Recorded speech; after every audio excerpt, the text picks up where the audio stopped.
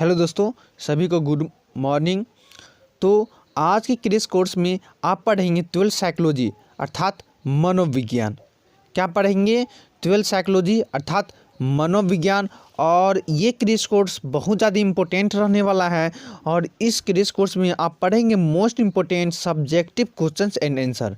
हम क्या करने वाले हैं? तो सब्जेक्टिव, ठीक ना।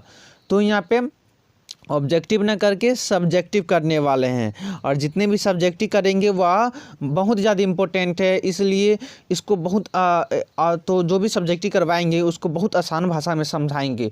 और यदि आप एक बार भी देख लेते हैं ना तो उसको याद करने की मतलब रटने की कोई ज़रूरत नहीं रहेगी आपको। आप पूरा अच्छे तरीके से समझ ही जाएंगे, ठीक ना। तो आज की क्लास ज़रूर इसमें आप लोग अटेंड कीजिए और सभी जगह ज़रूर शेयर कर दीजिएगा, ठीक ना। तो हम जो कि सब्जेक्टिव करेंगे उस सब्जेक्टिव की जो कि पार्ट 1 वीडियो रहेगा, ठीक। उसके बाद इसका भी ऑब्जेक्टिव हम डालेंगे, इसका भी लगभग 4 से 5 सेट देंगे, ठीक ना। 4 से 5 सेट देंगे, उसमें से ही क्वेश्चन आएगा, ठीक। तो इसलिए उसको भी आपको अच्छे तरीके से देखना है और इसको अच्छे तरीके से यहाँ पे पढ़ना है। उससे पहले आपको बता दूं, आप चैनल पे नहीं हैं, चैनल को ज़रूर सब्सक्राइब कर दीजिएगा, ठीक ना। और प्लीज़ सभी जगह शेयर कर दीजिएगा, ठीक ना। आप लोग शेयर करते नहीं हैं, शेयर जितने भी स्टूडेंट देखते हैं सभी शेयर कीजिए, वरना नहीं फ्री में आप देखिए, ठीक ना। आप फ्री में पढ़ते हैं, फ्री में क्लास करते हैं, तो आप एक काम ज़रूर किया कीजिए, ज़रूर शेयर कर दीजिए। और वीडियो अच्छा लगेगा वीडियो को लाइक कर दीजिएगा, ठीक ना। तो चलिए क्वेश्चन पर चले हैं। और इसको पहला क्वेश्चन बोल रहे हैं, शाब्दिक एवं अशाब्दिक बुद्धि परीक्षण से क्या समझते हैं। क्या क्वेश्चन बोल रहा है? शाब्दिक एवं अशाब्दिक बुद्धि परीक्षण से आप क्या समझते हैं। तो ये शाब्दिक और अशाब्दिक बुद्धि परीक्षण क्या होता है उसको आप समझिए, ठीक ना। तो देखिए, शाब्दिक बुद्धि परीक्षण जो शब्दों के द्वारा बुद्धि मापा जाता हो, ठीक ना। जैसे इसको हम अपने भाषा में भी समझा रहे हैं। जैसे आपके कोई टीचर है, टीचर आपका जैसे कोई ओरल एग्ज़ाम लेता है अर्थात मौखिक एग्ज़ाम लेता है, तो उसमें आपको बैठाएगा, टेबल पे टीचर भी बैठेंगे और वहाँ आपको शब्दों के माध्यम से क्वेश्चंस पूछेंगे। और आपको जवाब मतलब आपका जो भी आप भी जवाब देंगे उसका उत्तर देंगे, तो आपको भी शब्दों के माध्यम से जवाब देना है, जिससे आपको जो टीचर है आपका जो बुद्धि है उसको शब्दों के माध्यम से मापेंगे कि आपका बुद्धि किस प्रकार से है, ठीक ना। तो ये शाब्दिक बुद्धि परीक्षण होता है, समझ गए। और अशाब्दिक बुद्धि क्या होता है? जिसको शब्दों के माध्यम से न करके कोई क्रियाकलापों के द्वारा किया जाता हो, ठीक ना, उसे अशाब्दिक बुद्धि परीक्षण कहते हैं। जैसे क्या? जैसे आपको कोई रूम में ले जाएगा, ठीक ना। उस रूम के बोलेगा, बाबू इस रूम को तुम देख लो और इसमें देख लो इसमें क्या क्या है नहीं है, और इसी रूम से रिलेटेड कुछ क्रियाकलाप करवाएगा। या जैसे कोई सेफ मतलब कि डब्बा है या कोई भी चीज़ है उसको मतलब कि तोड़ देगा, उसको बोलेगा तुम जोड़ दो, ठीक ना। तो जोड़ने की कोई भी क्रियाकलाप करके ये बुद्धि मापे जाएगा। हाँ, इसका बुद्धि इतना है, ठीक ना, बुद्धि लब्धि इतना है, IQ पावर इतना है। तो ये बात है, शाब्दिक और अशाब्दिक बुद्धि परीक्षण समझ गए। अब यहाँ पे ये भी लिखे हैं, तो ये लिखे हैं जो कि हम अपने भाषा में ही लिखे हैं, तो इसलिए अपने भाषा में जो लिखे हैं उसको भी आप इसको भी पढ़ लीजिए, ठीक ना। और अपने ही भाषा में लिखे हैं ताकि आप लोग अच्छे तरीके से समझ जाए, ठीक ना। तो यहाँ पर जो लिखे हैं शाब्दिक एवं अशाब्दिक बुद्धि परीक्षण, ठीक ना। तो उसमें जो शाब्दिक बुद्धि परीक्षण पहले लिखे हैं, शाब्दिक बुद्धि परीक्षण किसको कहते हैं? जो परीक्षण भाषा अथवा शब्दों के द्वारा किए जाते हैं उन्हें शाब्दिक बुद्धि परीक्षण कहा जाता है। क्या है?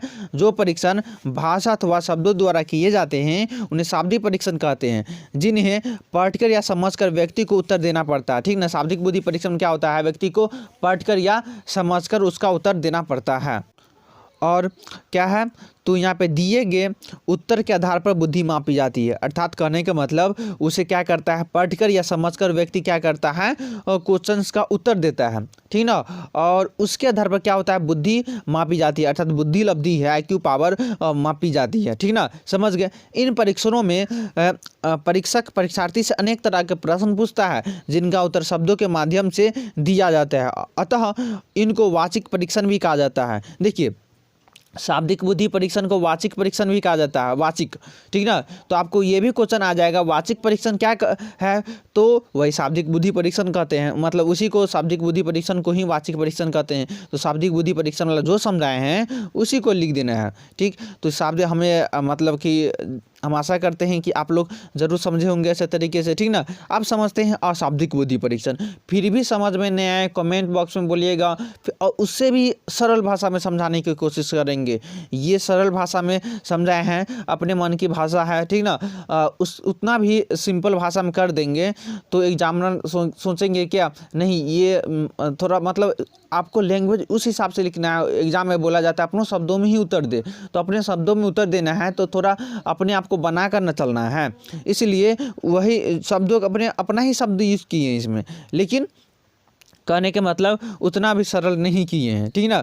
तो यदि आपको अभी भी समझ में नहीं आता है तो बोल दीजिएगा, उससे भी सरल हम समझाने की कोशिश करेंगे, और जो उसका उत्तर दिए हैं उसे भी सरल लिखने की कोशिश करेंगे, आपको देंगे उसका उत्तर, ठीक ना। तो ज़रूर आप लोग बोल दीजिएगा, और मेरी समझाने की जो तरीका है वह कैसा तरीका है वह भी बता दीजिएगा। तो अशाब्दिक बुद्धि परीक्षण, पहले शाब्दिक बुद्धि परीक्षण समझ गए और अशाब्दिक बुद्धि परीक्षण समझते हैं। अशाब्दिक बुद्धि परीक्षण वैसे बुद्धि परीक्षण को कहा जाता है जिनमें लिखित भाषा का प्रयोग नहीं होता, परंतु निर्देशन आदि में भाषा का प्रयोग होता है। यहाँ पर निर्देशन है या अन्य क्रियाकलापों का भाषा का यूज किया जाता है, ठीक ना। क्या बोलना है, अशाब्दिक बुद्धि परीक्षण जिसमें शब्द बुद्धि, अशाब्दिक बुद्धि परीक्षण ऐसे बुद्धि परीक्षण को कहते हैं जिसमें भाषा का प्रयोग नहीं किया जाता है, ठीक ना। उसमें क्रियाकलापों या निर्देशन भाषा का प्रयोग किया जाता है, उसे अशाब्दिक बुद्धि परीक्षण कहते हैं, ठीक। इन परीक्षणों में भाषा के प्रयोग के स्थान पर क्रियाओं का प्रयोग किया जाता है। क्या किया जाता है, जो भाषा के स्थान पर क्रियाओं का प्रयोग किया जाता है, कोई क्रिया करके आपको उसका जवाब देना पड़ता है, उसे क्रियात्मक परीक्षण भी कहते हैं, ठीक ना। तो इसीलिए क्रियाओं के प्रयोग किया जाता है, इसीलिए इसे क्रियात्मक परीक्षण भी कहते हैं। तो अशाब्दिक बुद्धि परीक्षण को कौन सा परीक्षण कहते हैं, तो क्रियात्मक परीक्षण कहते हैं। समझ में आया। इसके द्वारा कुछ वस्तुओं के चित्र उपस्थित किए जाते हैं और इन्हीं पर आधारित कुछ प्रश्न होते हैं। जैसे आपको दिखाएंगे, बाबू तुम इस कैलेंडर को देख लो और इस कैलेंडर के अनुसार इसमें से ही क्वेश्चन पूछेंगे, और आपका जवाब आपको देना है उस कैलेंडर में अपना उंगली डालकर, मतलब बताना है कि हाँ ये है, मतलब बोलना नहीं है, शब्द के द्वारा बोलना नहीं, बस बचाना मतलब बताना है, इशारा से बोलना है या कोई क्रिया करके बोलना है, समझ रहे हैं, और उनका जवाब आपको देना होता है। ऐसे परीक्षण उन व्यक्तियों की बुद्धि के स्तर को मापने के लिए किया जाता है जो भाषा का प्रयोग करने में असमर्थ हो। तो ये जो कि क्रियात्मक बुद्धि परीक्षण या अशाब्दिक बुद्धि परीक्षण ऐसे परीक्षण हैं जो अपना बोल नहीं पाते हैं या भाषा का प्रयोग नहीं कर पाते हैं, तो वैसे व्यक्तियों के लिए अशाब्दिक बुद्धि परीक्षण का प्रयोग किया जाता है, समझ रहे हैं। लेकिन अब तो ऐसे जैसे आप किसी को लैंग्वेज बोलने नहीं आता या समझ में नहीं आता तो उसको कोई क्रिया कलाप के द्वारा IQ पावर मापा जाता है, ठीक ना। तो इस प्रकार समझ गए। फिर से एक बार समझिए, शाब्दिक बुद्धि परीक्षण जो भाषा का प्रयोग किया जाता है उसे शाब्दिक बुद्धि परीक्षण कहते हैं, ठीक ना। जो शब्दों के माध्यम से प्रयोग किया जाता है उसे शाब्दिक बुद्धि परीक्षण कहते हैं, ओके।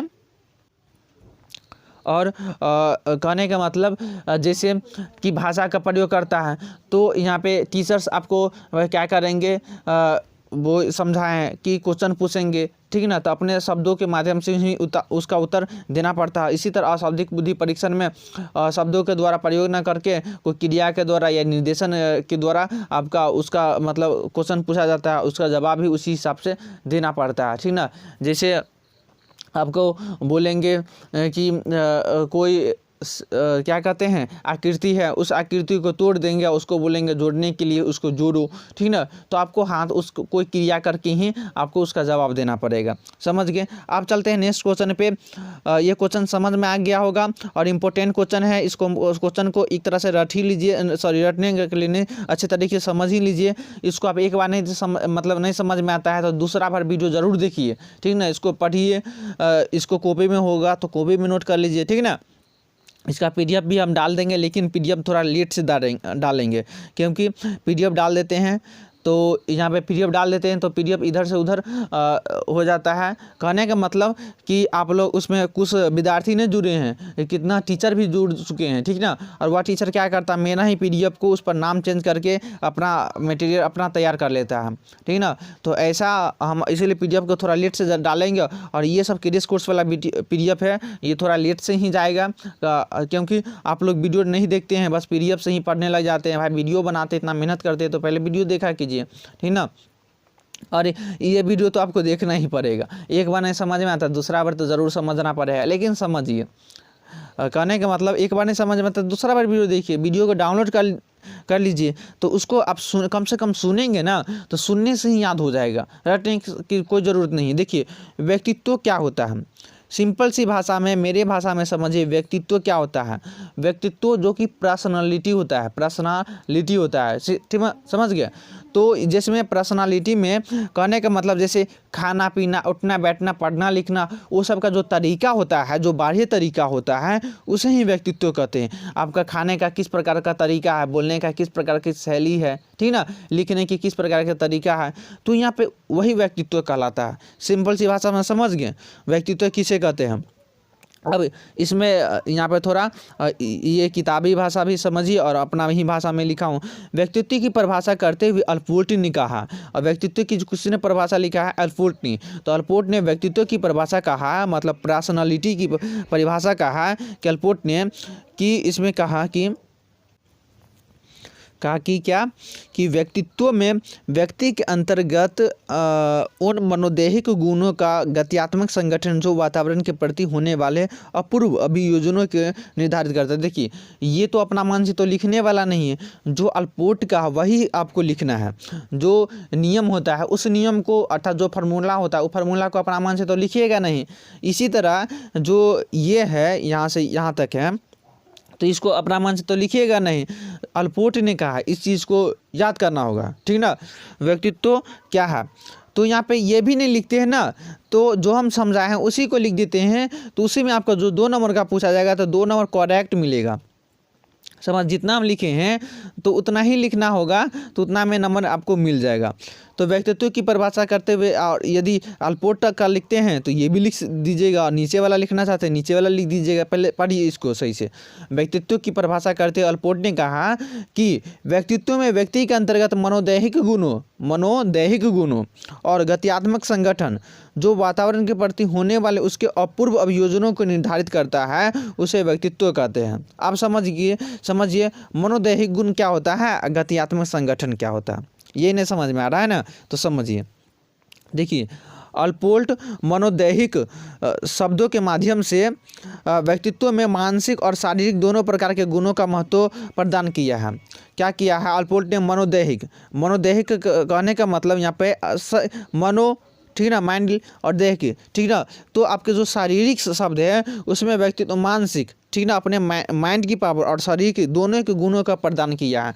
आप किस प्रकार से सोचते हैं, किस प्रकार के सोच कर क्रियाकलाप करते हैं, ठीक ना, अपना बॉडी को यूज किस प्रकार कैसे चलते हैं, ठीक ना, इसमें वही चीज़ जो उसका गुण होता है वही व्यक्तित्व कहलाता है, ठीक ना। तो अल्पोर्ट ने कहा मनोदैहिक शब्द के माध्यम से व्यक्तित्व में मानसिक और शारीरिक दोनों प्रकार के गुणों का महत्व प्रदान किया गया है, और फिर उनके अनुसार व्यक्तित्व में उन गुणों का योग नहीं है अपितु समन्वय है, ठीक ना। कहते हैं फिर उनके अनुसार व्यक्तित्व में गुणों का योग नहीं है अपितु समन्वय है। और गत्यात्मक संगठन का अर्थ समझिए। गत्यात्मक संगठन से तात्पर्य है कि व्यक्तित्व के मानसिक और शारीरिक गुणों में परिस्थिति के अनुसार परिवर्तन और परिमार्जन होता है, ठीक ना। क्या होता है कि जो कि गत्यात्मक संगठन के अनुसार व्यक्तित्व के मानसिक और शारीरिक गुणों में परिस्थिति के अनुसार परिवर्तन और परिमार्जन होता है, ठीक ना। गत्यात्मक समझ गए, अर्थात जो मानसिक और शारीरिक में उसको जो परिवर्तन आप लाते हैं, आपका सोच थोड़ा लो है तो आप उसको हाई करने की कोशिश करते हैं, आप बोलते हैं, अब उस अपने बोलने की तरीका को सही करते हैं, तो उसे गत्यात्मक ही कहते हैं, ठीक ना। तो गत्यात्मक संगठन समझ गए। तो जो समझाया है उसको एक बार फिर से आप देख लीजिए तो समझ में आ जाएगा। अभी भी नहीं समझ में आया, फिर से उस क्वेश्चन को बैक जाइए और फिर से देखिए तो समझ में आ जाएगा। समझ गया, जो हम बोलते उतना ही आप कीजिए, 100% होगा, ठीक। अब उसके बाद चलते हैं। अच्छा, हिस्ट्री का भी हमने क्रेश कोर्स करवाया था, यदि नहीं देखे बाद देख लीजिएगा, और जितना क्वेश्चन देते हैं उसको आप अच्छे तरीके से याद ही कर लीजिए, नहीं याद होता है उसको रट लीजिए, ठीक ना। और आप क्वेश्चन को पढ़ते हैं तो पहले क्वेश्चन को अच्छे तरीके से समझा कीजिए, क्वेश्चन को याद कीजिए, ठीक ना, उसका उत्तर अपने आप याद हो जाएगा। क्वेश्चन को सही से समझेंगे, याद करेंगे तो उसका आंसर आप दे सकते हैं। और इस बार तो एग्ज़ाम तो बहुत सिंपल ही होने वाला, आप लोगों को भी थोड़ा पता हिंट्स मतलब पता चल ही गया होगा। आप समझिए सांवेगिक बुद्धि क्या होता है, कॉग्निटिव, ठीक ना। कॉग्निटिव जो कि बुद्धि होता है वह क्या होता है, संवेगिक, जो कि आपके माइंड से नियंत्रित किया होता हो, ठीक ना, आपके माइंड के द्वारा किया गया हो, उसे संवेगिक बुद्धि कहते हैं, ठीक ना। तो संवेगिक बुद्धि समझ गए। आप थोड़ा ये भी समझ जाइए। संवेगिक बुद्धि सेलावे एवं मेयर ने 1990 ईस्वी में संवेगिक बुद्धि कॉग्निटिव बुद्धि दिया था। सेलावे एवं मेयर ने 1990 में सर्वप्रथम संवेगिक बुद्धि को औपचारिक रूप से परिभाषित किया, ठीक ना। यदि आप सर्वप्रथम औपचारिक रूप से परिभाषित किया, यदि या भी नहीं लिखते तो चलेगा, ठीक ना। संवेगिक बुद्धि लिखना है इसमें, जिसमें संज्ञान एवं भाव के जोड़ने पर बल दिया हो, यहाँ से लिख सकते हैं, या वह लिखना चाहते हैं तो वह भी लिख सकते हैं, आपके ऊपर। हम तो यहाँ पूरा दे दिए हैं, आप वहाँ जिस प्रकार से लिखिए, अपना मन से ही लिखना है लेकिन।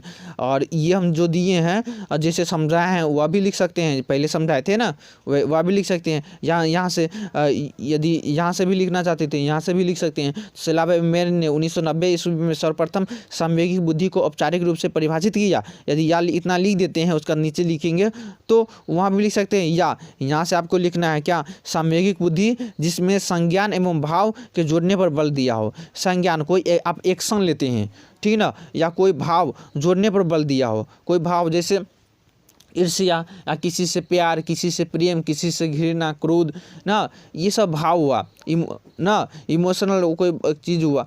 तो यहाँ पे गुस्सा, तो ये सब संवेग हुआ, ठीक ना। क्या होता है, संवेग होता है। तो उस संवेग पर काम करते हैं, उसे ही संवेगिक बुद्धि कहते हैं। संज्ञान, उसी चीज़ पर आप एक्शन लेते हैं। आपको क्रोध आ रहा है तो आप उस क्रोध पर अपने आप को नियंत्रण रख लेते हैं, ठीक ना, अर्थात संज्ञान ले ली उस पर, ठीक ना। कोई व्यक्ति होता है उसको अपना नियंत्रण नहीं कर पाता है।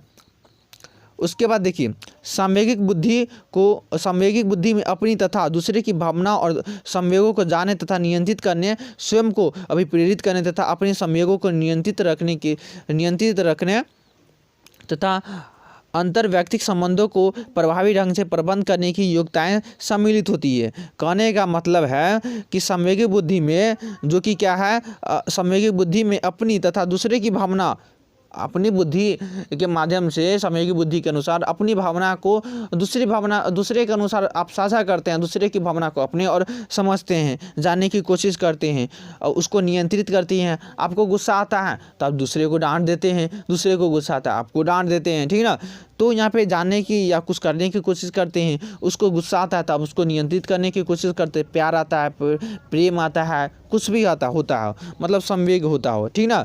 तो नियंत्रित करने की कोशिश करते हैं तथा उसे अभिप्रेरित करने तथा अपने संवेगों को नियंत्रित रखने तथा अंतर्व्यक्ति संबंधों को प्रभावी ढंग से प्रबंध करने की योग्यता सम्मिलित होती है। अंतर्व्यक्ति संबंधों को, ठीक ना, अंदरी जो भाव होता है आपका आता है, समझ ही गए होंगे। तो अंतर्वैयक्तिक संबंधों को प्रभावी ढंग से प्रबंध करने की योग्यताएं सम्मिलित होती है। अब कितना सरल भाषा में समझाएं, आप यदि नहीं समझ में आता है इसका मतलब आपका IQ पावर कमज़ोर है, ठीक ना। तो यहाँ पे संवेगिक बुद्धि के इस तरह के आयाम होते हैं। देखिए, आयाम या नीचे लिखेंगे तो चलेगा, नहीं भी लिखेंगे तो वह भी चलेगा। देखिए, संवेगिक बुद्धि के जो आयाम होते हैं, या आपको बोलेंगे संवेगिक बुद्धि के घटक लिखिए, तो संवेगिक बुद्धि के ये भी 5 लिख दीजिएगा, उसका थोड़ा थोड़ा परिभाषा डाल दीजिएगा। जैसे संवेगिक बुद्धि इस तरह के आयाम होते हैं या इस तरह के घटक होते हैं। पहला, अपने संवेगों की जानकारी। इसमें जैसे आपको कोई क्रोध आता है तो अपने क्रोध आया, प्रेम आया, गुस्सा आया, तो यहाँ पे कुछ भी सहानुभूति आया, तो यहाँ पे आपको गुस्सा आता है तो आपको पता चलता है, ओ भाई मुझे तो गुस्सा आ गया, हाँ नहीं मुझे प्रेम हो रहा है, या मुझे सहानुभूति लग रहा है, मतलब सिंपैथी हो रहा है, ठीक ना। तो यहाँ पे अपने संवेग की जानकारी हो जाता है। और किसी को अपने गुस्सा आता है, किसी को मतलब कि कुछ भी होता है, तो ज़्यादातर इसमें समझ भी नहीं पाते हैं। तो यहाँ पे अपने संवेग की जानकारी यहाँ पर प्राप्त करना, जो समझाए वही होगा। सेकेंड नंबर है अपने संवेगों का प्रबंध। आपको देखिए, आपको ठीक है गुस्सा आया, उस गुस्से को आप नियंत्रण कर लिए, ठीक ना, तो यहाँ पर प्रबंध कर लिए। तो आपको यदि गुस्सा आए, प्रेम या कुछ भी हो, तो उसको आप नियंत्रण कर लिए और इसमें कोई व्यक्ति नियंत्रण नहीं, आप गुस्सा आया, आप गुस्सा निकाल कर ही रहेंगे, समझ गए। तो ऐसा कोई मतलब होता है, ठीक ना। लेकिन अभी के जो टाइम में जो किसी को तुरंत एक बात पर, छोटी छोटी बात पे तुरंत गुस्सा या कुछ भी आ जाता है, तो अपने संवेग को सही से प्रबंध या नियंत्रण नहीं कर पाता है। थर्ड है अपने आप को प्रेरित करना, अपने आप को आप जैसे अपने आप को मोटिवेट करते हैं, अपने आप को कुछ समझने की कोशिश करते हैं, ठीक ना, अपने आप को पढ़ने के लिए प्रेरित करते हैं, ठीक। इसी तरह चौथा है दूसरे के संवेगों को प्रभावित करना। यहाँ पे दूसरे को संवेग को समझना, उसको वजह से आप समझाने की कोशिश करना, जैसे हम आपको समझाते हैं हाँ ये करो वो करो, ठीक ना, तो दूसरे के संवेगों को प्रभावित करना, उसका संबंध निभाना, ठीक ना। तो ये सब समझ ही गए हैं। तो यहाँ पे व्यक्तित्व क्या है, तो व्यक्तित्व में संवेगिक बुद्धि क्या, संवेगिक बुद्धि कॉग्निटिव बुद्धि क्या हुआ समझ गए। आप समझते हैं 4 नंबर क्वेश्चन, और इसमें हम 5 ही क्वेश्चन देंगे ना, वरना वीडियो लंबा हो जाएगा, ठीक ना, छोटे छोटे ही वीडियो बनाकर आपको देंगे। चलते हैं अंतर्मुखी तथा बहिर्मुखी व्यक्तित्व में अंतर बताइए, और इसका भी हम लगभग 25 से 30 क्वेश्चन देंगे। 25 से 30 क्वेश्चन में से आपको जो भी एग्जाम में आएगा, जितने भी क्वेश्चन आएगा 18 क्वेश्चन आएगा ना, तो उस 18 क्वेश्चन में से आपको 10 ही क्वेश्चन शायद लिखना पड़ता है। तो इसका सिलेबस हम डाल दिए हैं, यदि सिलेबस देखना चाहते हो वह देख लीजिएगा, और इसका जो वीडियो हम पढ़ाए हुए हैं सभी चैप्टर का अलग अलग, यदि वह भी आप देख लेते हैं तो ऑब्जेक्टिव के लिए काम आ जाएगा। उसका भी लिंक नीचे डिस्क्रिप्शन में दिया हुआ है। और 2020 का जो क्रैश कोर्स है वह भी देखते हैं, तो 2020 क्रैश कोर्स में भी करवाए थे, तो 2020 का भी क्रैश कोर्स ज़रूर जाकर देख लीजिए, आप ही के फायदे के लिए। आप देखते हैं थोड़ा उसमें टाइम देते हैं तो और फ़ायदा हो जाएगा। तो नीचे सबका लिंक दे देते हैं, वहाँ से आप देख लीजिएगा, और आई बटन में भी दे देंगे, ठीक ना। देखिए अंतर्मुखी तथा बहिर्मुखी व्यक्तित्व में अंतर बताइए। तो अंतर्मुखी वाला अंदरूनी और बहिर्मुखी वाला, ठीक ना। तो यहाँ पे अंतर्मुखी में पढ़े होंगे, इसमें ज़रूर समझ आए, आसानी से सिंपल भाषा में समझ आए। अंतर्मुखी तथा बहिर्मुखी व्यक्तित्व में अंतर। तो अंतर्मुखी तथा बहिर्मुखी व्यक्तित्व में अंतर निम्नलिखित प्रकार से हैं, ऐसे तरह का दे देना है या इस प्रकार से हैं, ये सब अपना मान से लिखे हुए हैं। तो जो कि अंतर्मुखी तथा बहिर्मुखी व्यक्तित्व है, जो कि युंग ने दिया था, किसने दिया था, तो युंग ने। तो युंग के अंतर्मुखी तथा बहिर्मुखी व्यक्तित्व में अंतर निम्नलिखित प्रकार से या इस प्रकार से लिख देना है, और उसका जो कि दे दिए हैं, ठीक ना। तो यहाँ पर अंतर्मुखी दे दिए हैं, और आप यहाँ पर 2 तरीके से इस तरीके से आंसर लिख सकते हैं। क्या, एक पेज है, मान लीजिए ये पेज है, ये कॉपी है, आंसर शीट है, ठीक ना। तो इस आंसर शीट में यहाँ पर लिख देंगे अंतर्मुखी, यहाँ पे अंतर्मुखी लिख देंगे, और यहाँ पे बाहिर्मुखी लिख देंगे, और यहाँ पे पॉइंट 1 देंगे अंतर्मुखी का, यहाँ पर पॉइंट 2 मतलब सॉरी यहाँ पर भी पॉइंट 1 देंगे बाहिर्मुखी का, इसी तरह पॉइंट 2 देंगे अंतर्मुखी का, यहाँ भी बाहिर्मुखी का। इसी तरह यदि ऐसे आप एग्जाम में पॉइंट बाई पॉइंट देते हैं तो नंबर बेस्ट आएगा, अच्छा आएगा। तो इसलिए पॉइंट करने की, पॉइंट बाई पॉइंट उत्तर देने की आप कोशिश कीजिएगा, ठीक ना। और वहाँ पर एक पॉइंट लिखते हैं, 2 पॉइंट लिखते हैं, तो वहाँ पर 2 न लिखकर ए लिख देना है, मतलब ए लिख देना है, बी लिख देना है, ठीक ना। ऐसे लिखेंगे तो अच्छा रहेगा। ऐसे क्यों लिखेंगे हम बाद में समझा देंगे। चलिए, तो यहाँ पे आपको इसी तरह कर देना है, अर्थात अंतर्मुखी बहिर्मुखी जो व्यक्तित्व में अंतर है वह निम्नलिखित है। इसमें पहला हम जैसे दे दिए हैं कि अंतर्मुखी वाला व्यक्ति जो अलग थलग रहता है, क्या होता है, अंतर्मुखी वाला व्यक्ति जो अलग थलग रहता है वो अकेला रहना पसंद करता है, उसे किसी दूसरे के साथ रहना पसंद नहीं होता है, ठीक ना। कहने का मतलब जो अंतर्मुखी वाला जो व्यक्ति होता है वह अकेला रहना पसंद करता है, वह किसी से बात करना नहीं पसंद करता, उसको अकेले अपने आप को रहना पसंद करता है, वह अकेले ही अपने आप को आनंद प्राप्त करते हैं, ठीक ना, अकेले ही अपने आप को बात करेंगे, ठीक है। तो ये अंतर्मुखी वाला व्यक्ति होता है। जबकि बहिर्मुखी वाला व्यक्ति क्या होता है, वह दूसरों के लोगों के साथ बातचीत करना पसंद करते हैं, तथा किसी के भी साथ जाकर बात करने में वह मज़ा लेते हैं, उससे बात करते हैं। वह जिसको पहचानते भी नहीं है उससे भी जाकर बात करेगा। तो बहिर्मुखी वाला क्या करते, खूब बात करते हैं, ठीक ना, उसको बात करने में मन लगता है। तो अंतर्मुखी बहिर्मुखी वाला समझ गए। तो यहाँ पर पहला पॉइंट दे देना है। दूसरा पॉइंट देना है कि अंतर्मुखी तथा बहिर्मुखी वाला, तो अंतर्मुखी वाला व्यक्ति को जब बोलने की बारी आता है तो वह 2 से 3 बार सोच समझ कर बोलता है। अंतर्मुखी वाला का बोलने की पहले बात बोलता ही नहीं है। यदि बोलने ज़्यादा बोलेगा बोलो तो वह 10 बार उसको सोचेगा और सोच समझ कर बोलेगा, ठीक ना। और सोच समझ कर बोलेगा तो यहाँ पे जहाँ 10 बात बोलना है तो 10 ही बात बोलेगा, 11 बात नहीं ले जाएगा, ठीक ना। वही बहिर्मुखी वाला क्या होगा, उसको खूब बोलेगा, इतना बोलेगा, 10 पॉइंट है तो उसको 20 पॉइंट दे देगा, ठीक ना। और वह भी अपना मन से देगा, लेकिन अंतर्मुखी वाला बहुत सोच समझ कर कोई काम करेगा। तो यहाँ पे अंतर्मुखी वाला व्यक्ति क्या होगा, उसको जब बोलने की बारी आती है तो वह 2 से 3 बार सोच समझ कर बोलता है और वह दूसरों की सुनना पसंद करते हैं। क्या करते हैं अंतर्मुखी वाला, बस सुनना पसंद करते हैं, जहाँ सुनने की बारी बहुत अच्छे तरीके से सुनेंगे लेकिन बोलना पसंद नहीं करते हैं। ठीक, लेकिन जबकि बहिर्मुखी वाला जो व्यक्ति होता है, बहिर्मुखी वाला व्यक्ति वह खुलकर खूब बोलते हैं, मतलब खुलकर खूब बोलना पसंद करते हैं। ठीक ना, वह जो बोलता है उसी तरह सोचता भी है, वह अपना मन से बोलता है। ठीक ना, जो बहिर्मुखी वाला व्यक्ति होता है खुलकर बोलता है, वह जिस प्रकार से बोलता है उसी तरह सोचता भी है और वह अपना मन से बोलता है, मन से सोचता है। ठीक ना, उसको दूसरे की सोच की कोई ज़रूरत नहीं है, अपने आप को सोचता है, अपने आप को करता है, इसलिए आपको बहिर्मुखी बनना है। ठीक है, अंतर्मुखी वाला ठीक है लेकिन बहिर्मुखी वाला ज़्यादा बेस्ट होता है। समझ गए सेकंड पॉइंट।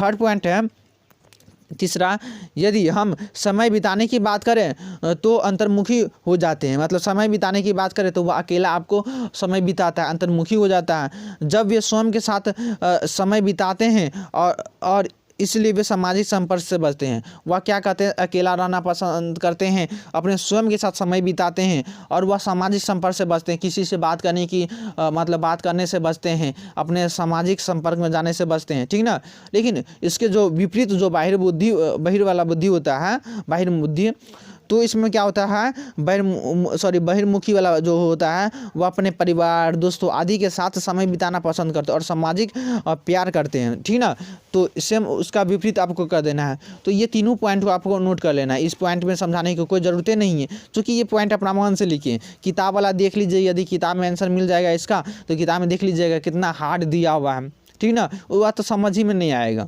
तो ये सब अपना मन से देते हैं, तो ये सब अपना मन से बनाते हैं, अपना मन से लिखते हैं, इसलिए थोड़ा वीडियो बनाने में भी लेट लग जाता है। हम तो अच्छा ही देंगे, ऐसे ही देंगे, लेकिन आपको अपना मन से अच्छे तरीके से समझा कर देंगे। आप 5 नंबर क्वेश्चन जो कि लिबिडो क्या है, ये लिबिडो इसको समझाइए, इसको ऑब्जेक्टिव समझाए थे, ऑब्जेक्टिव में भी लिबिडो को थोड़ा बताए थे, वहाँ से भी परिभाषा ली। जितने भी ऑब्जेक्टिव में करवाए ना, उस ऑब्जेक्टिव का ही सब्जेक्टिव ये आ रहा है, तो इसलिए हम आप ऑब्जेक्टिव को यदि देख लेते हैं तो वहाँ से भी आपका बहुत तरह का क्वेश्चन का आंसर हो जाता है। ठीक ना, तो इसलिए ऑब्जेक्टिव जरूर देखा कीजिए। हम तो वहाँ ऑब्जेक्टिव को ऑब्जेक्टिव ना करवाए थे, वहाँ ऑब्जेक्टिव को ऑब्जेक्टिव की तरह न समझा कर सब्जेक्टिव की तरह समझाए थे। तो लिबिडो क्या होता है, तो यहाँ पे समझिए, उसका हम आपको समझाएंगे। लिबिडो क्या होता है, कामवृत्ति, समझ गए होंगे। तो कामवृत्ति के स्थित होने के स्थान और उस सबकी सफलता में असफलता के परिणाम स्वरूप ही क्रमशः सामान्य और असामान्य व्यवहारों को विकसित करने की संभावना बनती है। ठीक ना, तो यहाँ पे ये भी लिख दीजिएगा, या अपना मन से भी समझाएंगे उसको भी लिखिएगा। तो यहाँ पे लिबिडो क्या है, तो यहाँ पे कामवृत्ति को स्थित होने तथा उसकी सफलता में असफलता के परिणाम स्वरूप ही क्या है कि विकसित होने की संभावना बनती है इसमें, लिबिडो में। ठीक ना, तो यहाँ पे इसका और देखिए, ये जो लिबिडो की है ये 5 स्टेज होते हैं। देखिए पहले लिबिडो क्या होता है, एक तरह से जो सेक्सुअल अर्ज होता है, एनर्जी होता है। ठीक ना, ये सेक्सुअल पावर होता है। ठीक ना, अर्थात यौन उत्तेजना होता है, जो कि ये टोटल स्टेमिंग पावर फोर्स, मतलब टोटल स्टेमिंग फोर्स होता है। ठीक ना, लिबिडो समझ रहे होंगे। तो ये क्या होता है, ये ईगो का पार्ट होता है, मुझे ये काम करना है तो ये करना ही है, समझ रहे हैं ना कहने का मतलब। तो यहाँ पे ये एक तरह से सेक्सुअल अर्ज होता है। ठीक, तो ये यहाँ पे लिबिडो यहाँ पे काम करता है, ये ईगो का ही पार्ट होता है। ठीक ना, इसको जो करना है वह करना है, उसके मन में जो चलता है, जैसे मुझे सपोज डैट ये मतलब कि वीडियो देखना है तो ये देखना है, समझ गए होंगे। तो यहाँ पे कहने का मतलब ज़रूर यहाँ पे समझ रहे होंगे। तो यहाँ पर जो माइंड में आ जाता है वह करना ही करना है। तो यहाँ पे ये लिबिडो काम कर रहा है, क्या काम कर रहा है, लिबिडो काम कर रहा है। ठीक ना, तो यहाँ पे देखिए, और जो इसके जो 5 स्टेज होते हैं, कितने स्टेज होते हैं इसके, 5 स्टेज, अर्थात कितने अवस्थाएं होते हैं, 5 अवस्थाएं होते हैं। तो यहाँ पर ये भी लिख देना है, तो यहाँ पर जो भी हम समझाए हैं बात वह भी लिख देना है। लिबिडो एक तरह से सेक्सुअल अर्ज होता है, अर्थात उत्तेजना होता है, यौन उत्तेजना होता है। ठीक ना, ये ईगो का ही पार्ट होता है। लिबिडो में जो माइंड में चलता है, जो होता है उसको करना ही करना है। ठीक ना, ये यौन उत्तेजना को मतलब कि जागृत करता है। ठीक ना, तो उसको विकसित करने की कोशिश करता है, कामवृत्ति को। ठीक, इसके 5 स्टेज होते हैं, अर्थात जो कि इसको लिबिडो है उसको हिंदी में क्या कहते हैं, मनोलैंगिक, क्या कहते हैं, मनोलैंगिक।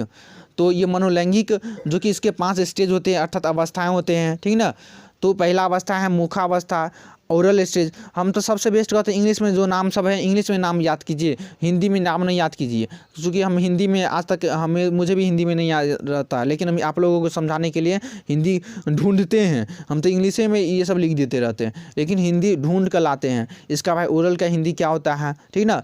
तो यहाँ पे ओरल स्टेज, तो यहाँ पर ओरल स्टेज क्या मुखावस्था है। इस अवस्था में कामवृत्ति बच्चे की ओठ एवं दांत में रहता है और दूध पीने, खाने या दांत से काटने पर लिबिडो के स्पर्श होने से काम आनंद की प्राप्ति होती है। लिबिडो ओरल स्टेज में क्या होता है, इसमें जो बच्चा होता है वह बच्चा ओरल स्टेज में, जो कि ऐसे ओरल स्टेज होता है जो कि 0 एज से लेकर लगभग 1.5 साल तक होता है, मतलब 1.5 साल तक का बच्चा होता है, 1.5 साल तक, ठीक ना, मतलब 1/1/2, ठीक ना। इतना जो एज होता है 0 से 1.5 साल तक जो बच्चे होते हैं उसमें ये ओरल स्टेज होता है। जिससे बच्चा को ब्रेस्ट फीडिंग अर्थात ब्रेस्ट फीडिंग का मतलब जैसे दूध पान करना, ठीक ना, दूध पान करना, ब्रेस्ट फीडिंग, ठीक ना, अपने माँ से बच्चा यहाँ पे दूध ब्रेस्ट फीडिंग करता है। तो यहाँ पे इस अवस्था में क्या होता है बच्चे कि इस अवस्था में कामवृत्ति, ठीक ना, कामवृत्ति में जैसे यहाँ पे ये भी कामवृत्ति ना, ब्रेस्ट फीडिंग कामवृत्ति हो गया। तो इसमें बच्चे की क्या होता है, अपने ओठ, जो ओंठ होता है और दांत में रहता है, ठीक ना, ओठ तथा दांत में रहता है। और इसी जैसे ब्रेस्ट फीडिंग अर्थात दूध पान करना, खाने या दांत से काटने पर बच्चे के उस समय दांत तो नहीं रहता है, और उसको जैसे बच्चे के मुंह में उंगली डालते हैं तो वह काटने की कोशिश करता है। तो वहाँ पर उसको जो चमड़ा होता है वहाँ पर अंदर का जो क्या कहते हैं उसको, दांत के अंदर में क्या होता है, तो वह होता है, तो वह उसको एक तरह से लिबिडो पावर देता है, ठीक ना, उसको एक तरह से आनंद मिलता है, एनर्जी मिलता है अलग कामवृत्ति प्रकार का, ठीक ना। तो बच्चे को भी, तो यहाँ पे ये लिबिडो काम करता है वहाँ पे, ठीक ना, वह आनंद की प्राप्ति करता है। समझ गए होंगे। अब चलते हैं इसका सेकेंड स्टेज, एनल स्टेज। पहले ओरल स्टेज समझ गया, अब एनल स्टेज कहते हैं किसको, तो एनल स्टेज जो कि गुदा अवस्था में बच्चे की गुदा में लिबिडो स्थित रहता है, गुदा में, जैसे मलमूत्र करते समय या रोक कर रखने में लिबिडो स्पर्श होता है, इससे बच्चे को लैंगिक आनंद प्राप्त होता है। समझ गए होंगे। एनल स्टेज अर्थात गुदा अवस्था किसको कहते हैं, एनल स्टेज। ऐसा एनल स्टेज होता है जो कि 18 महीने से 3 साल तक के बच्चे के लिए होता है, मतलब एनल स्टेज ज़्यादातर माना जाता है 18 महीना से 3 साल तक के बच्चे के लिए, ठीक ना। और इन स्टेज में जैसे ब्लीडर, इसमें जैसे बच्चा, जैसे मैं उस बच्चा रहता है टॉयलेट करेगा तो वह रोक करने की कोशिश करता है, ठीक ना, उसमें उसको आनंद, अब उसको रोकता है तो उसको आनंद की प्राप्ति होता है, ठीक ना। इस तरह पेशाब करता है तो वह रोक कर पेशाब करने की कोशिश करता है, वहाँ पर उसको आनंद की प्राप्ति होता है, तो वहाँ पर ये लिबिडो काम करता है, ठीक ना। तो यहाँ पे एनल स्टेज समझ गए। इस अवस्था में क्या होता है, बच्चे की गुदा में स्थित होता है, क्या होता है, जहाँ पे वहाँ पे गुदा होता है, समझ गए होंगे। तो यहाँ पे गुदा होता है, वह मलमूत्र करते समय या रोक कर रखने में उसको लिबिडो स्पर्श होता है, जिससे वह बच्चे को लैंगिक आनंद की प्राप्ति होती है। एनल स्टेज समझ गए। तीसरा है फैलिक स्टेज। फैलिक स्टेज क्या होता है, इसमें बच्चे की ज्ञानेंद्रियों के ऊपरी भाग में लिबिडो जौन प्रधान अवस्था में होता है, जिसके कारण ज्ञानेंद्रियों को रगड़ने पर बच्चों का सुख मिलता है। अर्थात कहने का मतलब देखिए, फैलिक स्टेज क्या होता है, फैलिक स्टेज जो कि 3 से 6 वर्ष के बच्चों में पाया जाता है, फैलिक स्टेज जो कि 3 से 6 वर्ष के बच्चों में पाया जाता है, उसमें ओडिपस और इलेक्ट्रा काम करता है। क्या होता है फैलिक स्टेज में, ओडिपस और इलेक्ट्रा। ओडिपस किस में पाया जाता है, ये भी क्वेश्चन ऑब्जेक्टिव पूछा जाएगा। इलेक्ट्रा के बारे में क्वेश्चन आता है, लेकिन ओडिपस के बारे में आ जाएगा। ओडिपस बॉयज में होता है, इलेक्ट्रा गर्ल्स में होता है, ठीक ना। तो नोट कर लीजिए कॉपी में, ये सब चीज़ है, नोट कर लीजिए यदि नोट करना चाहते हैं। ओडिपस जो कि बॉयज में होता है और इलेक्ट्रा गर्ल्स में। कहने का मतलब इसमें बच्चे को जो सुपर ईगो डेवलप हो जाता है, जो कि फैलिक स्टेज में बच्चे में सुपर ईगो डेवलप हो जाता है, ठीक है ना। और इसमें ओडिपस क्या होता है, तो ओडिपस जो लड़की की ओर एट्रैक्टिव करता है, अर्थात गर्ल्स के ओडिपस क्या होता है, जैसे बॉयज गर्ल्स की ओर एट्रैक्टिव होता है। जैसे यहाँ पे बच्चा, छोटा बच्चा है, तो छोटा बच्चा जो कि मान लीजिए बॉयज है, छोटा बच्चा बॉयज है, तो वह अपने माँ की ओर एट्रैक्टिव होता है, ठीक ना, वहाँ उसको प्यार मिलता है, ठीक ना। और वहाँ पे क्या होता है, जैसे इलेक्ट्रा की बात करें तो जो गर्ल्स है वो अपने फादर्स की ओर एट्रैक्टिव होता है। कहने का मतलब वहाँ मतलब कि ये बात है, ठीक ना। तो यहाँ पे समझ गए होंगे। तो फैलिक स्टेज भी समझ गए। अब चलते हैं अच्छा, इस तरह का जो ओडिपस होता है तो वैसे चलिए समझ ही गए होंगे। तो यहाँ पे फैलिक स्टेज समझ गए, अर्थात उसको शेषावस्था या यौन प्रधान अवस्था भी कहते हैं। चलते हैं चौथा नंबर, जो लेटेंसी स्टेज। क्या होता है लेटेंसी स्टेज, जिसको सुषुप्ता अवस्था कहते हैं। ये सब वैसे आगे पढ़ेंगे, लेकिन हम इसमें डाल दिए हैं, ठीक है ना। लेटेंसी स्टेज क्या होता है, कि इस अवस्था तक आते आते लिबिडो अव्यक्त या निष्क्रिय बन जाता है। इसी कारण इस अवस्था में बच्चे में नैतिकता की ओर अग्रसर होता है। सुसुप्त लेटेंसी स्टेज, जब बच्चा 6 साल से जैसे 7 साल जाते हैं 8, तो वह स्कूल अपने आप चले जाते हैं, तो वहाँ स्कूल में जाते हैं तो वहाँ अपने आप को बिजी रहना शुरू कर देते हैं। तो क्या होता है, जो उसके अंदर जो भी चीज़ जागृत होता है तो उसको वह सुसुप्त हो जाते हैं, मतलब कि अंदर सुप्त जाते हैं, निष्क्रिय हो जाती है, अव्यक्त हो जाते हैं। तो वह क्या करता है, वह उस चीज़ में मजा नहीं लेकर वह आचरण करना सीखते हैं, व्यवहार करना सीखते हैं, ठीक ना। तो इस पर माँ बाप को ज़्यादा ध्यान देना चाहिए। ऐसे एक चीज़ जितना भी बताया है, जैसे ब्रेस्ट फीडिंग करता है तो यहाँ पर बाइट करता है दांत से, तो ठीक ना, तो यहाँ पे उसमें बच्चे को मारना भी नहीं चाहिए, वहाँ पे बच्चे को करने देना चाहिए, उसको वहाँ पे आनंद की प्राप्ति मिलेगा तो आगे जाकर मतलब कि वहाँ पे बच्चा अच्छा बनता है, समझ गए ना। तो ये सब बात होता है। तो ये सब बुरी चीज़ नहीं, बहुत बेस्ट चीज़ है और बहुत अच्छा चीज़ है, और ऐसा बच्चे को करना भी देना चाहिए। तो यहाँ पे क्या होता है, लेटेंसी स्टेज में इस अवस्था तक आते आते लिबिडो अव्यक्त या निष्क्रिय बन जाता है। इस अवस्था में बच्चे की नैतिकता की ओर अग्रसर होते हैं, समझ गया। लेटेंसी अर्थात ये 6 से 11 वर्ष तक होता है, जिसको सुसुप्ता अवस्था कहते हैं, और ये स्कूल एज भी कहलाता है। लेटेंसी एज को स्कूल एज भी कहते हैं, बच्चे इसमें स्कूल जाते हैं, ठीक ना, और ये लेटर चाइल्डहुड का ही पार्ट होता है, समझ गया। तो इसमें बच्चा का जो फीलिंग होता है वह हाइड हो जाता है, छुप जाता है। चलते हैं 5 नंबर, और उसको जेनाइटल स्टेज। जेनाइटल स्टेज क्या होता है, जिसको जनांगीय अवस्था कहते हैं। क्या कहते हैं, जनांगीय अवस्था, जेनाइटल स्टेज। ज्ञानेंद्रिय अवस्था में लिबिडो गुप्तांग तथा शीशन के भीतर हिस्से में चला जाता है, और इसमें विषम जातीय लैंगिकता के द्वारा काम, अर्थात इसमें देखिए जनेंद्रिय जनांगीय अवस्था, जनांग किसको कहते हैं, जनेंद्रिय अवस्था में लिबिडो गुप्तांग, ठीक ना, गुप्तांग जो होते हैं, गुप्तांग जो अंग होते हैं उसमें चला जाता है, और वहीं से वह कुछ कार्य करना शुरू करते हैं बाद में। तो ये क्या होता है, 11 साल के बाद होता है, जो कि प्यूबर्टी बच्चे में आता है, जो प्यूबर्टी आ जाता है बच्चे में, उसके बाद होता है। अर्थात ये 11 साल के बाद 11 साल के बाद ये अवस्था एक तरह से जेनाइटल स्टेज चलता रहता है, ठीक ना। तो इसमें जो कि प्यूबर्टी टू लाइफ लॉन्ग चलता रहता है। क्या होता है प्यूबर्टी, जो कि प्यूबर्टी जिसको कहते हैं जनांगी अवस्था, या इसको क्या कहते हैं उसको, मुझे तो याद नहीं आ रहा माइंड में अभी, मतलब आ रहा है लेकिन निकल नहीं रहा। तो इसको प्यूबर्टी टू लाइफ, ठीक ना, लाइफ लॉन्ग चलता रहता है, टिल डेथ तक, मृत्यु तक। तो ये क्या होता है, 11 साल से किशोरावस्था तथा प्रौढ़ावस्था तक ये चलने वाली अवस्था है। इसमें बच्चे को सेक्स के प्रति जो कि होता है अट्रैक्शन होता है। इसमें इसको जो कि जेनाइटल स्टेज को 3 एज भी कहा जाते हैं, ठीक ना। तो ये समझ गए होंगे, इसको समझाने की होता है। इसमें बच्चे के साथ जो भी घटित होता है वो आगे चलकर उसे प्रभावित करता है। जैसे बच्चे को वहाँ पर जो जैसे मतलब कि ब्रेस्ट फीडिंग करना चाहिए था, तो वहाँ पर बच्चे जो दांत काटता है उसमें, तो वहाँ पे उसको वहाँ वह चीज़ नहीं मिल पाया, वह उसमें आनंद की प्राप्ति नहीं ले पाया, तो वह आगे जाकर आनंद की प्राप्ति लेता है, ठीक ना। तो ये चीज़ होता है जेनाइटल स्टेज में। अच्छा, इसमें एक और चीज़ होता है जो कि हमें बताए थे, ओडिपस इलेक्ट्रा के बारे में बताए थे, तो उसमें जो कि बताए थे ईद, ईगो, सुपर ईगो के बारे में। तो ईद मतलब कि ईद अहम पराहम ना पढ़े ना, ईद अहम पराहम, id ego superego. Id क्या होता है, ये ईद जो बच्चों में जन्म से होता है, इसका जो पार्ट होता है लिबिडो का ही पार्ट होता है, ठीक है। और ईगो क्या होता है, ये 1.5 साल के बच्चों के में मतलब कि स्टार्ट होता है ये ईगो, ठीक ना। उसको बच्चे को, अब जैसे बच्चे जो छोटा होता है वह किसी के पास चला जाता है, लेकिन 1.5 साल के बाद होता है बच्चे को, मतलब कोई उसको डराता है तो उसको पास जाने की कोशिश नहीं करता है, वह रोता है तो रोते रहेगा, कोई भी चीज़ मांगता है तो वह उस चीज़ के लिए मांगना शुरू कर देता है। तो ये ईगो का पार्ट होता है, ठीक ना। बच्चा को वहाँ पर गुस्सा ज़्यादा आता है, तो ये 1.5 साल के बच्चे के बाद में ये डेवलप होता है। सुपर ईगो क्या होता है, ये 3 साल के बच्चे में होता है, ठीक ना। ये समझाने की काम करता है, जैसे ये नहीं लो, ये करो, अच्छा चीज़ करने की कोशिश करता है सुपर ईगो, ठीक। तो ये इतना ही था।